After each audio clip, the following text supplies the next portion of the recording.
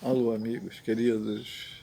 Hoje vamos fazer uma reflexão a respeito de como, através dos milênios, a humanidade foi, tem sido e é manipulada. Então a pergunta é: o quanto eu, você, cada um de nós tem consciência verdadeira dos propósitos da vida, da sua própria condição, da ideia da divindade?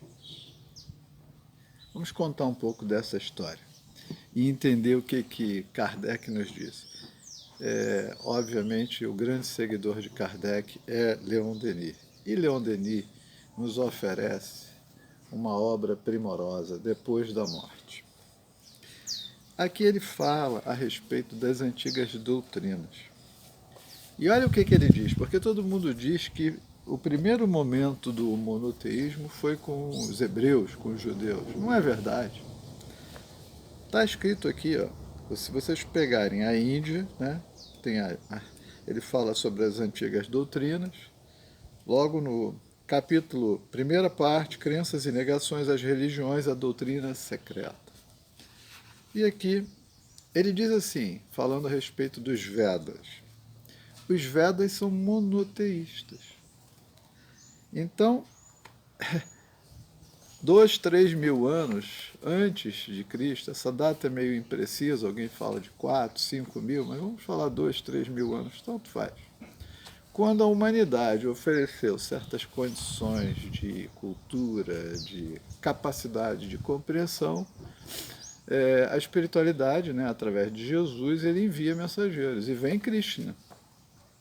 Então, os Vedas são monoteístas. As alegorias que se encontram em cada página apenas dissimulam a imagem da grande causa primária. O que é a causa primária? Deus. Cujo nome, cercado de santo respeito, não podia, sob pena de morte, ser pronunciado. As divindades secundárias ou devas personificam os auxiliares inferiores do Ser Supremo, as forças vivas da natureza e as qualidades morais. Bom, então essa ideia de que um Deus único só veio com Moisés, com os judeus, não é verdade. Ela já existia antes. Por que isso caiu? Por que isso desapareceu? Aqui está escrito o seguinte, né? Que os brahmanes, né, em dado momento, criaram uma estrutura religiosa, começaram a dividir para dominar o pessoal através da religião em classes, criaram uma estrutura hierárquica e tudo isso desabou. 600 anos antes da era cristã, vem Buda e tenta resgatar tudo aquilo que está lá nos Vedas. Só que, mais uma vez, os sacerdotes criam estruturas, né? Diz aqui Leon Denis, né? O budismo esotérico ou vulgar, após lutas sangrentas provocadas pelos brahmanes, olha que coisa, olha a estrutura religiosa interferindo. A estrutura religiosa sempre caminhou de braços dados com a estrutura política. Par e passo. No fundo, é um jogo de poder. Após lutas sangrentas provocadas pelos brahmanes, sofreu problemas diversos e numerosas transformações. E aí, né, ele diz assim, né? As cerimônias, os ritos, a superstição, as fórmulas vãs, as oferendas, as preces sonoras substituíram o ensino moral e a prática das virtudes. E aí, toda a proposta desaba. E aí ele fala do Egito. E no Egito é muito interessante pelo seguinte, ele diz que toda a estrutura sacerdotal é que de fato mandava no país. Que os faraós eram escolhidos pelos religiosos, né? E simplesmente manipulados por eles. Estavam ali a serviço deles. E que havia pleno conhecimento deles a respeito de um Deus único. Mas eles não se incomodavam com isso, porque aquela multiplicidade de figuras, né, agradava a multidão. Então a multidão podia agir da maneira que quisesse, desde que os interesses e o poder fosse preservado. Bom, a gente podia contar essa história, depois ele fala da Grécia, a mesma coisa, e vai contando isso. Aí a gente tem, por exemplo, o povo hebreu, né, que era monoteísta e que teve lá uma infinidade de missionários, profetas, Isaías, Elias, Daniel e todos os outros, falando a respeito de um Deus único, falando a respeito da vinda de um Messias. Né? Interessante isso. Essa obra, eu não sei se vocês tiveram acesso a essa obra, chama-se Maria de Nazaré, é do espírito Miramês, através do médium João Nunes Maia. Aqui ele conta a história de Maria e fica evidente, aqui eu não vou ler para vocês, mas fica aí o convite para vocês procurarem a obra e fazerem uma leitura dela, uma obra espetacular, de que haviam sinais evidentes da vinda do Messias sob uma série de aspectos, a ponto das autoridades religiosas da época, o Sinédrio, os rabinos, tudo aquilo, lá o Templo de Jerusalém, investigar tudo isso. E houve a notícia de Maria, daquela criança, ela com 7, 8 anos. O que o conselho lá, o Templo de Jerusalém, o Sinédrio fez em relação? Eles mandaram enviados para fazerem entrevistas com Maria, e a menina com 7, 8 anos deixou os rabinos desconcertados, porque, claro, ela falava com a sua condição moral e espiritual e assessorada por espíritos da maior hierarquia. E disse que os rabinos, né, que a religião que devia consolar, ajudar o povo, no fundo, vivia às custas, se regalava com privilégios, conforto, dinheiro, material, em todos os aspectos, às custas do sacrifício, às vezes, de quem não tinha o que comer, porque era necessário pagar lá os tributos ao templo. Isso, os rabinos fazem uma longa entrevista com ela e voltam para Jerusalém para reportar o que viram. E houve um rabino muito, muito amoroso, muito justo, que revelou tudo o que ele tinha aprendido. Ele disse, olha, isso aqui não é coisa de uma criança de 7, 8 anos, ela fala com uma sabedoria. Ou seja, ficou evidente que Maria, a mãe de Jesus, foi identificada desde sempre. Eles convidaram a ela a estar no templo para que eles pudessem observar. Então, quando nasceu Jesus, não havia nenhuma dúvida com relação a isso. E por que eles, eu digo eles, e digo eles hoje, com certeza os judeus são caracterizados pela inteligência, pela seriedade, pelo trabalho, também, muitas vezes, pelo apego às coisas materiais, né, pelo poder. Não é à toa que entre eles já receberam lá quase, ou cerca de 180 prêmios Nobel, né?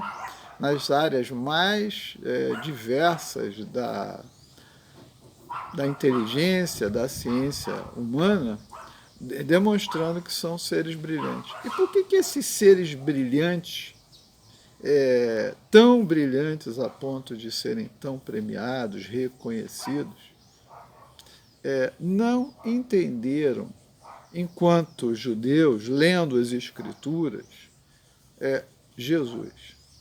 Será que eles não entenderam? E aí a gente precisa recorrer a Kardec. No Livro dos Espíritos, lá na conclusão, Kardec fala com relação aos adversários do Espiritismo. E aí ele diz assim, quanto aos adversários, podemos classificá-los em 3 categorias. Os que negam sistematicamente tudo o que é novo e não procede de suas próprias mentes e que dele falam sem conhecimento de causa. Os que sabem muito bem o que devem pensar da realidade dos fatos, não obstante, os combatem por motivos de interesse pessoal. Para eles o Espiritismo existe, mas temem as suas consequências e o atacam como um inimigo. E também fala do terceiro, os que encontram na moral espírita uma censura demasiado severa para os seus atos ou as suas tendências. O espiritismo levado a sério os incomodaria. Depois ele acrescenta no livro dos médiuns, falando também sobre os adversários, o seguinte, ao lado dos materialistas propriamente ditos, há uma terceira classe de incrédulos que, embora espiritualistas, ou seja, acreditam na imortalidade, na alma, são os incrédulos de má vontade. Estes não querem crer porque isso lhes perturbaria o gozo dos prazeres materiais. E aí ele vai falar, né, sobre uma série de aspectos. Eu convido vocês a darem uma lidinha, né? Os crédulos, depois ele fala sobre os crédulos incrédulos interesseiros, ou de má fé. Estes sabem muito bem o que há de certo no Espiritismo, mas o condenam ostensivamente por motivos de interesse pessoal. Ele repete o que já estava lá no Livro dos Espíritos. Então a pergunta é assim, o quanto somos manipulados? Fica evidente que a ideia do Deus único está colocada para a humanidade desde sempre, lá muito antes de Jesus, passando pela Índia, pelo Egito, pela Grécia, por todos aqueles povos evoluídos, pela China, aqueles povos milenários, aquilo passou ali e se perdeu. Por que se perdeu? Porque toda vez, em nome de Deus, em nome de uma religião, criaram-se estruturas hierárquicas, estruturas de poder, que, no fundo, sempre conviveram com o conforto, com o requinte, com o luxo, com o supérfluo, de forma ostensiva, declarada, sem vergonha nenhuma de apresentar-se dessa forma, enquanto a multidão passa fome, passa miséria, passa necessidade. E nós estamos assim. E hoje estamos em pleno século XXI, diante de guerras que dizem que se trata de religião. Não tem nada de religião nisso. Porque, no fundo, os líderes, eles sabem que existe um Deus único para todos. E quando a gente atira, né, e hoje os meios de comunicação nos separam entre brancos e pretos, e asiáticos, e brasileiros e estrangeiros, argentinos, e aí elemento flamenguista, vascaíno, né? Hétero, gay, homem, mulher, rico, pobre.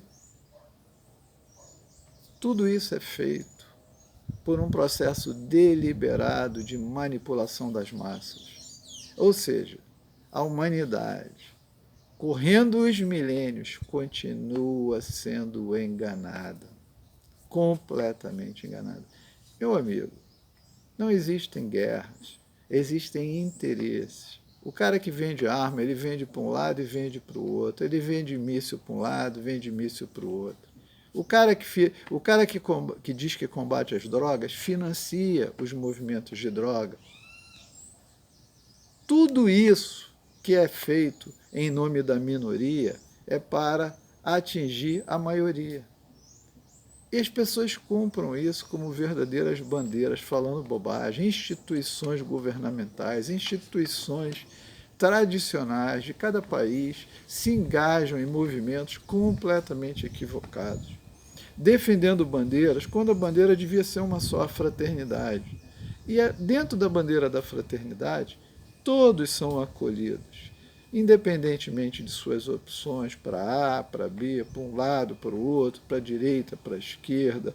Tanto faz a tonalidade da pele, o tipo do cabelo, a crença religiosa, porque no fundo, no planeta existem seres humanos, uma única raça.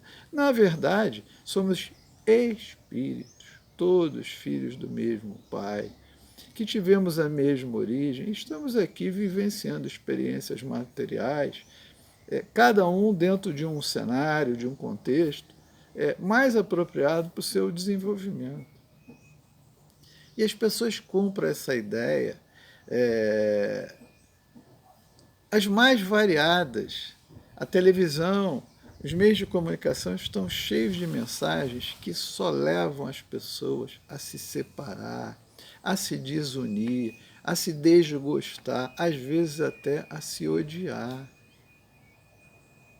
Até quando vai isso? Até quando você vai permitir isso? Porque eu vejo isso nas correspondências que grandes amigos mandam para mim, pessoas instruídas, que têm uma vivência pessoal, profissional, pessoas que viajaram pelo mundo, que têm cultura, que têm inteligência, e elas são manipuladas, porque eu vejo o que está escrito na mensagem.